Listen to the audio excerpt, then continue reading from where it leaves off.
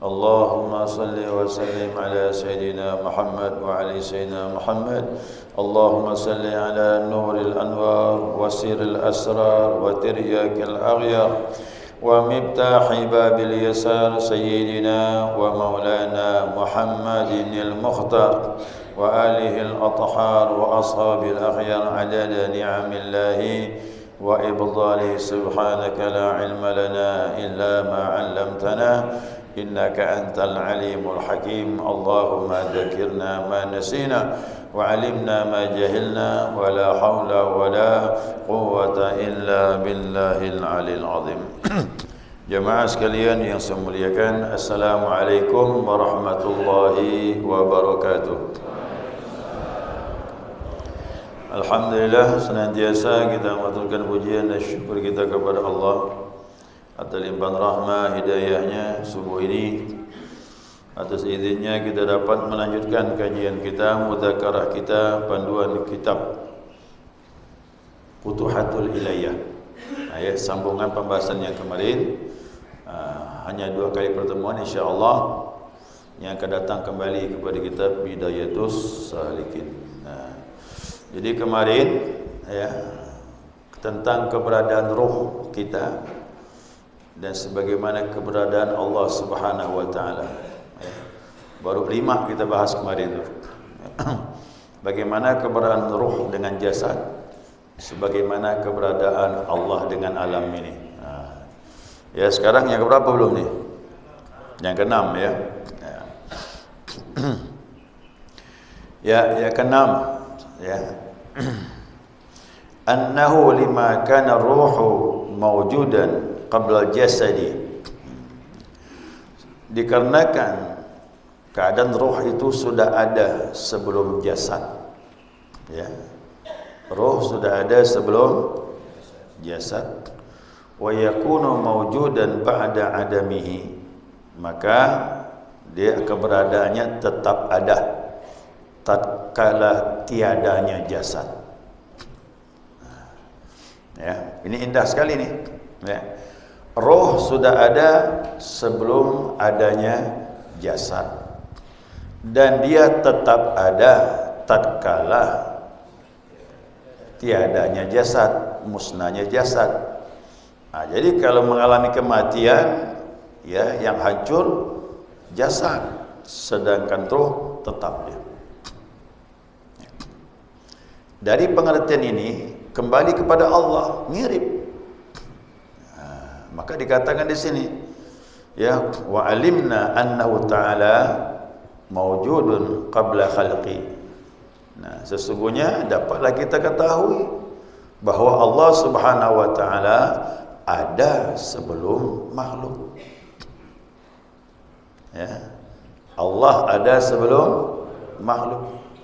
Wa yakunu mawjudan ba'da adamihim, dan dia tetap ada, tetap eksis tatkala tiadanya alam. Ma zala wa la yazalu, maka dia senantiasa dan takkan pernah sirna. Allah Subhanahu wa taala wa taqaddasa anis zawal, maha suci Allah daripada kesirnaan. Dapat gambaran nih? Ya. Jadi mirip betul pemahaman ini. Ya, ini untuk mendekati pemahaman.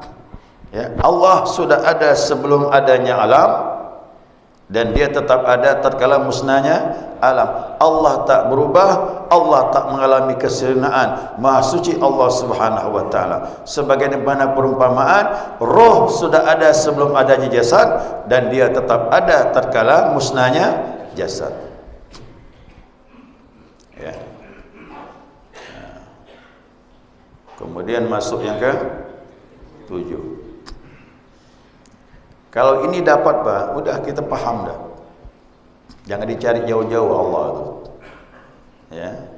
Selama ini yang buat kita ini tak yakin dengan Allah tu karena menganggap Allah jauh. Apalagi Allah di langit. Aduh, lebih kacau lagi. Ya, lebih kacau lagi gitu. Allah ini kan meliputi alam. Malaikat bisa merasakan Allah di langit. Kita juga itu bisa merasakan Allah di bumi. Karena dia dikatakan bahwa bikulli syai'in muhit, dia meliputi segala sesuatu. 7 lapis langit, 7 petala bumi diliputi oleh Allah Subhanahu wa taala. Ya, mudah-mudahan dapat dipahami itu. Masuk yang ke 7 lah. Tadi belum jelaskan 7 ni. Itu kan tambahannya. Nah, ya, ini simak baik-baik ini. Ini terakhir ini pembahasan ni. Yang akan datang kita pindah kitab lagi, balik asal kitabnya. Lima kana ruhu fil jasadi la ta'rifu lahu kaifiyatun. Nah, dikarenakan keberadaan roh pada jasad tak diketahui bagaimana caranya roh mengatur jasad. Bisa paham tu? Mana bisa kita tahu, Pak? Yang jelas roh ada pada jasad. Tahukah kita bagaimana cara roh mengendalikan jasad? Tak tahu. Makanya jangan dipikirkan. Kerana ini tak mampu ni. Kita yakin roh ada pada jasad, tapi bagaimana cara roh mengendalikan jasad? Jangan dipikirkan. Gila nanti. Ya. Nah, begitu juga wa alimna annahu ta'ala muqaddasun anil kaifiyah. Maka kita ketahui juga, ya, Allah Subhanahu wa taala tersucikan daripada teori dan cara bagaimana Allah mengatur alam ini. Nah, jangan dipikirkan, yang penting terjadi, itu saja. Makanya Nabi Musa itu kan mau nengok Allah. Allah bilang, kau tak mampu. Kau lihat gunung tu, kalau gunung tetap pada tempatnya, aku nampakkan dia kepada gunung, baru kau bisa lihat aku. Begitu Allah tajalli kepada gunung, gunung hancur. Nabi Musa pingsan. Begitu bangun, Maha suci Engkau ya Allah, aku bertobat. Tak mampu, tapi terjadi. Itu dia. Ya, dia tidak mampu, tapi terjadi. Yang begini juga begitu. Kita tak mampu memikirkan bagaimana roh bisa mengendalikan jasad. Caranya itu tak bisa kita pikirkan. Begitulah Allah dengan alam ini. Caranya sulit kita pahami bagaimana Allah mengatur alam ini. Ya. Dah sampai situ. Ini tidak bisa diungkapkan apa adanya. Begitulah dia. Nanti salah pula. Ya. Sekarang yang ke-8. Lima kana ruhu fil jasadi la ta'rifu lahu kaifiyatun. Nah, dikarenakan keberadaan roh itu pada jasad tak diketahui bagaimana caranya mengatur jasad, wala ainiyatun, bahkan tak boleh ada kalimat di mana. Kalimat di mana pun tak cocok dah. Karena kalau kalimat di mana menunjukkan tempat. Karena jasad tak bertempat pada roh, tapi ada pada roh. Bal rohu mawjudun fi sa'iril jasad, bahkan roh ada pada seluruh jasad. Ya. Jangan tanya di mana roh pada jasad, jangan. Cukup bilang roh ada pada jasad. Ma khala minhu syai'un fil jasad, maka tidak ada bagian jasad yang kosong daripada roh. Ya, tidak ada jasad bagian yang tidak dijangkau oleh roh.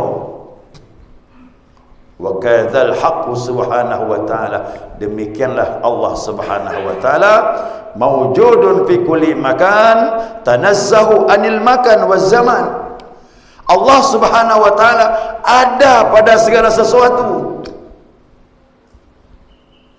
tapi maha suci daripada memerlukan tempat dan masa. Faham tu? Tak faham nampak ni? Saya ulangi ya. Saya ulang nak apa? Ya. Jangan tanya di mana roh dengan jasad, di mana roh? Jangan. Berarti kalau kalimat di mana, roh bertempat. Tapi cukup katakan roh ada pada jasad.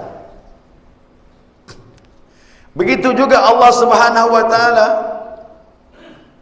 Kalau roh ini dia mendapat bagian pada jasad, tidak ada jasad yang kosong dari jangkauan roh. Allah Subhanahu wa taala ada pada segala sesuatu, ada pada segala tempat, tapi maha suci dia daripada memerlukan tempat dan masa. Cukup. Sampai situ ya lah. Ya, cukup itu dipahami. Ya. Jadi itu. Jadi begini Pak Jamaah. Dari mulai kuku, tangan kita bergerak, kaki, mata bisa melihat, bahkan mengerling, kuping mendengar, mulut bisa bicara, kita berjalan. Ini aktivitas tubuh ini adalah pekerjaan roh. Dan tidak ada pada tubuh kita ini yang tak dijangkau oleh roh, yang tak dikendalikan oleh roh. Alam juga begitu. Tidak ada satu zarah pun di muka bumi ini yang tidak dijangkau oleh Allah Subhanahu wa taala. Tidak ada bagian alam ini yang kosong daripada Allah Subhanahu wa taala. Sebagaimana tidak ada bagian kosong pada jasad oleh roh, begitulah alam ini. Tidak ada satu zarah pun yang lepas daripada pengaruh kekuasaan dan kehendak Allah Subhanahu wa taala. Ya. Yang berapa tadi itu? Sekarang 9. Tinggal 2 lagi. Ya. 5 kana ruhu fil jasad la tuhissu wa la yujissu wa la yumassu. Dikarenakan roh pada jasad itu tidak bisa dirasa. Bisa merasakan roh? Tidak bisa. Dan tidak bisa diraba. Mana nak merabak roh? Rabaklah. Bisa merabak roh? Tak bisa. Dan juga roh tak bisa disentuh. Coba sentuh roh kalau bisa. Ini kan unik ini. Roh tidak bisa dirasa, tidak bisa diraba, tidak bisa disentuh. Maka kita ketahui Allah Subhanahu wa taala maha suci daripada dirasa, diraba dan disentuh. Allah cuma bisa dirasakan di mana? Di dalam hati saja yang bisa merasakan adanya Allah Subhanahu wa taala. Makanya pekerjaan kita cukup bersihkan hati dengan la ilaha, itu saja jalannya. Karena Allah bukan sesuatu bisa diraba, disentuh. Dia hanya bisa dirasakan oleh hati orang-orang mukmin. Qalbun mukmin baitullah. Hati orang mukmin rumahnya Allah. Rumah ni betul kan? Rumah Allah diri kita ni betul kan? Itu tempat dia. Tapi Maha Suci bertempat, namun bisa dirasakan melalui qalbun. Jadi bersyukur jamaah sekalian, jangan jauh-jauh cari Allah. Cari Allah, bersihkan hati, baru dirasakan adanya Allah. Hati bersih, roh dirasakan. Roh bersih, baru bisa merasakan adanya Allah Subhanahu wa taala. Cukup itu saja. Yang berapa selesai dah? Satu lagi terakhir. Yang ini terakhir ni. Ya, wal ashir 10. Lima qanru fil jasad la yudrakul basar wa la yumathalu biswar. Maka dikarenakan roh pada jasad tidak bisa dijangkau dengan pandangan mata. Coba, bisa mandang roh kita? Orang mau meninggal tu waktu masih bersuara, bernapas, bisa kita pandang rohnya? Bisa kita pandang? Nah, dan juga tak bisa digambarkan dengan gambaran. Wa alimna annahu la yudrakul absar. Dapatlah kita ketahui memanglah Allah tak bisa dilihat dengan mata ini. Sulit kita mandang roh, begitulah sulit kita mandang Allah. Tapi ingat, ini basar, hanya Allah bisa dipandang dengan basirah kalbun tadi. Yang paling dalam namanya basirah. Jadi Allah tak bisa digambarkan dengan gambaran. Dia bukan benda dan tidak serupa dengan matahari. Bukanlah dia seperti bulan. Laisa kamitslihi syai'un wa huwas samiul basir. Dia tak sama dengan sesuatu. Dia maha melihat, maha mendengar. Namun Allah tak bisa dipandang dengan ini, tapi dia bisa dipandang dengan hati. Jadi tugas kita ni apa tarekat ni? Cukup buka mata hati dengan la ilaha illallah, insya-Allah. Ya, continue istiqamah, pelan-pelan kita rasakan Allah di sini. Nanti bapak ibu bisa menangis berzikir, Allah, Allah. Diam ya bisa nangis lah. Pedih hati kita. Luluh kita di hadapan dia. Di sini tu. Makanya cari Allah jangan di alam, tapi pada diri kita ini. Wa fi anfusikum afala tubsirun. Pada diri kalian, kenapa tak kau perhatikan? Di situ ada jalan menuju Allah Subhanahu wa taala. Inilah bab yang kita bahas ya 2 minggu ini, 2 pertemuan ini. Man arafa nafsa faqad arafa rabbah. Siapa yang kenal dirinya, insyaallah jalan mengenal Allah Subhanahu wa taala. Inilah yang kita bahas. Ya, mudah-mudahan dapat dipahami. Allah bukakan ilmu yang baik ini insyaallah. Ya. Saya kira cukup. Ini tambahan saja ni. Ya. Ini jalan kematian ya. Jalan kematian yang paling indah inilah dia. Jangan cari jalan lain lagi dah, tak ketemu gitu. jalan yang terbaik kembali. Kembali kepada Allah Subhanahu wa taala. Ya. Mungkin ada pertanyaan? Ya, silakan. Silakan. Itu bisa dinati sama dengan nafas. Dengan nafas. Karena secara kasat mata orang yang tidak bernafas secara otomatis seluruhnya terjadi. Terus saya pernah membaca sebelum Allah tiupkan ruh ke dalam rahim ibu kita, ruh kita bersama Allah, dan saat itu ruh masih belum mempunyai kelamin, artinya untuk laki atau perempuan dia masih umum. Pada saat ditiupkan roh itu baru mereka berbentuk anak laki dan anak perempuan.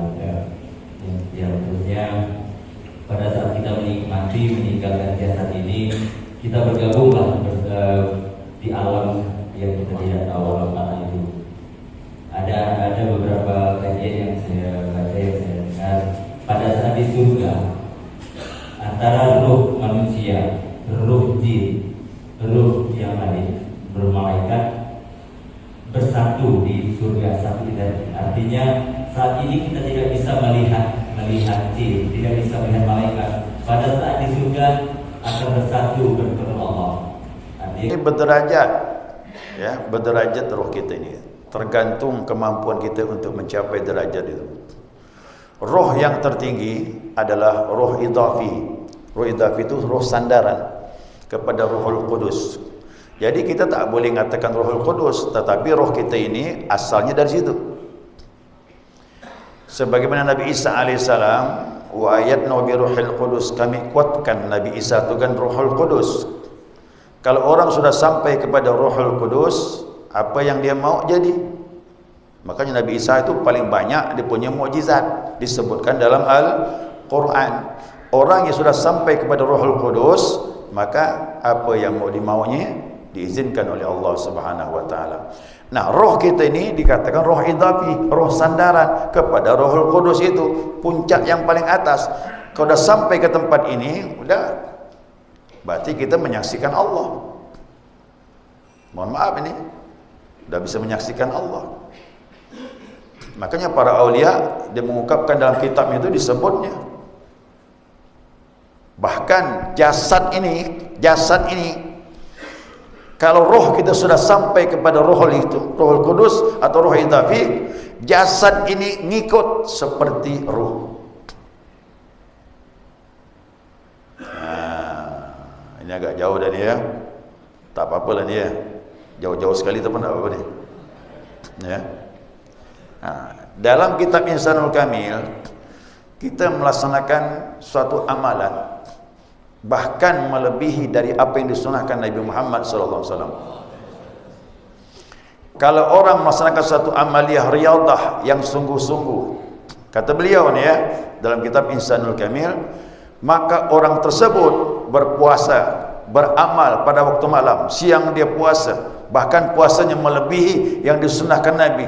Puasa sepanjang masa, dia batal cuma 5 hari ya. Idul Fitri, Idul Adha, hari Tasyrik, hari lainnya puasa semua dia. Bahkan dia bisa tidak makan seminggu, bahkan bisa tidak makan sebulan.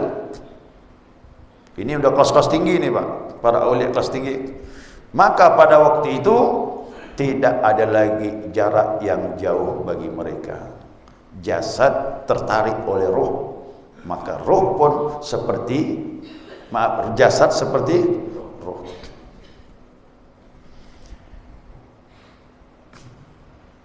Kalau orang mau percaya silakan, tak percaya pun tak rugi. Ya, saya sampaikan ini. Wali Allah yang telah sampai derajat roh seperti ini, tidak ada lagi jarak yang jauh bagi mereka. Ya, saya mohon maaf nih, tidak ada lagi jarak yang jauh. Kenapa? Jasad sudah seperti roh. Dia bisa berada tempat yang ribuan mil dalam waktu sekejap. Nah, ini agak unik nih Pak. Kalau orang mau cerita macam-macam terserahlah, tak masuk akal. Memang tak masuk akal. Gimana kita mau pakai akal? Ya, bunyi ada bel.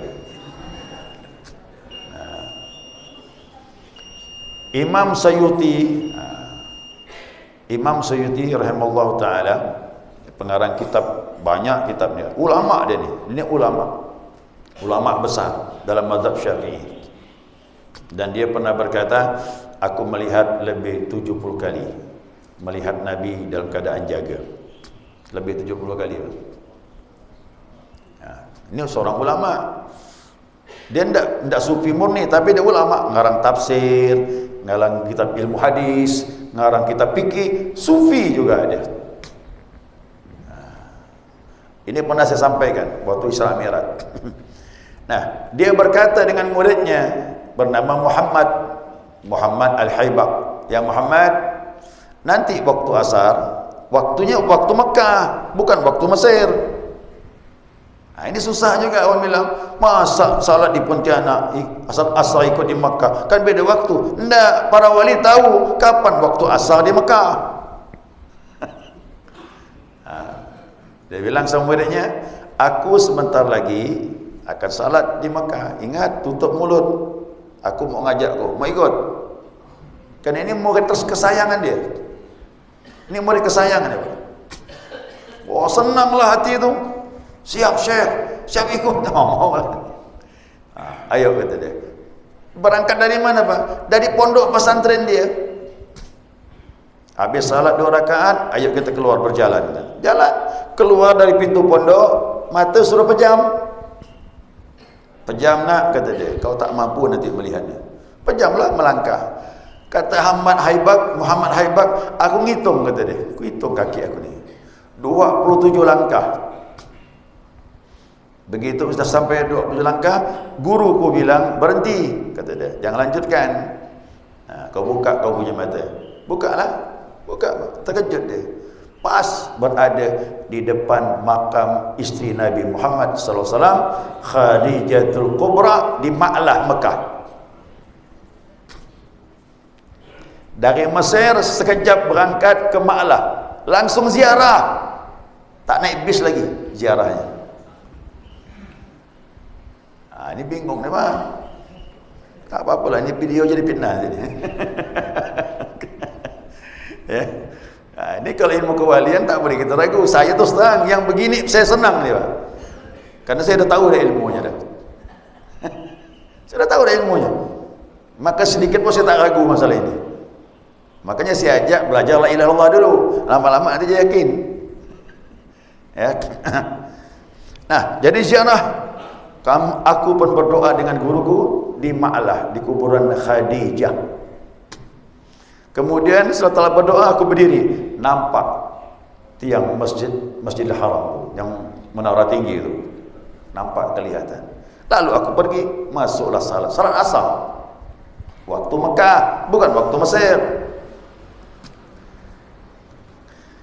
Nah, selesai salat, nah, pas bulan Dzulqa'dah.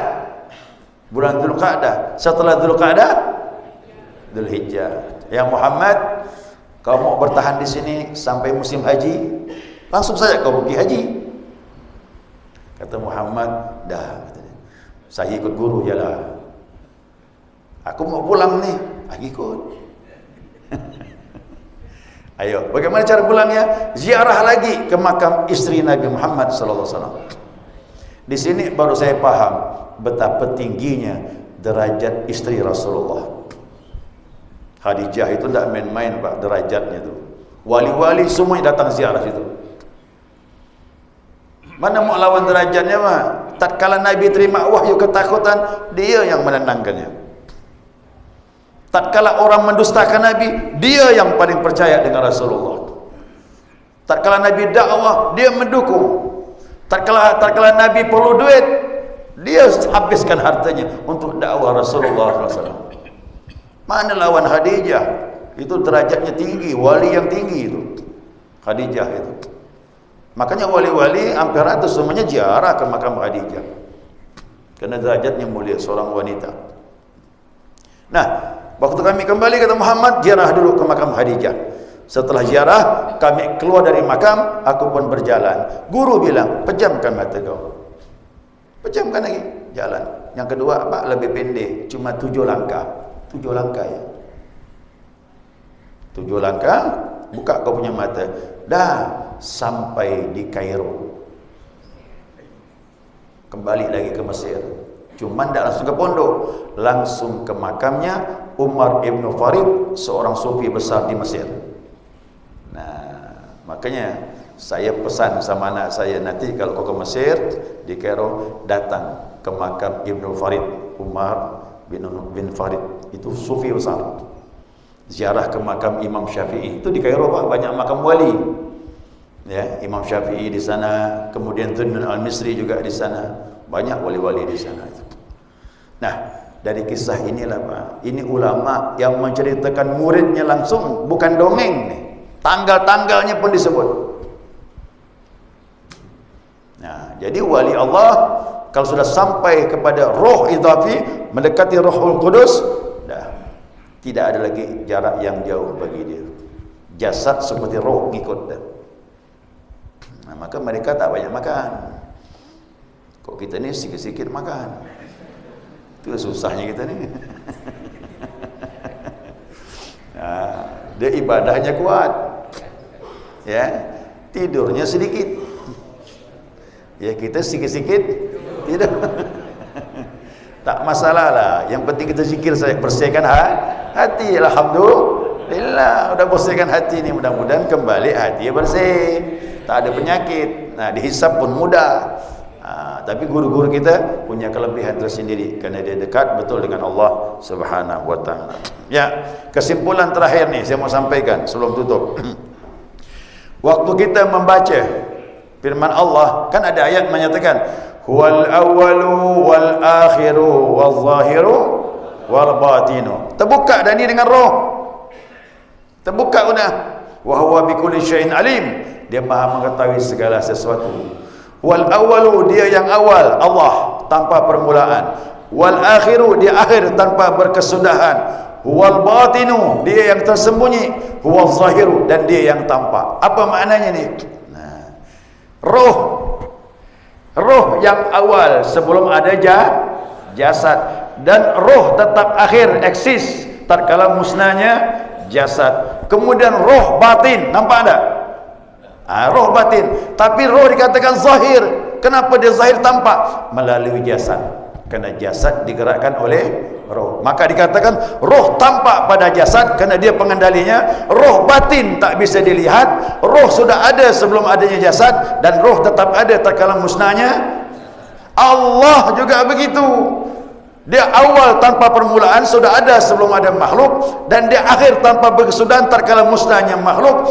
Dia batin, zatnya tak bisa dipandang dengan mata, dia tampak melalui ciptaan. Selesai sudah. La ilaha illallah, kesana semuanya. Ya, subhanakallahumma wa bihamdika asyhadu an la ilaha illa anta astaghfiruka wa atubu ilaik. يا ربنا اعترفنا بأننا اقتربنا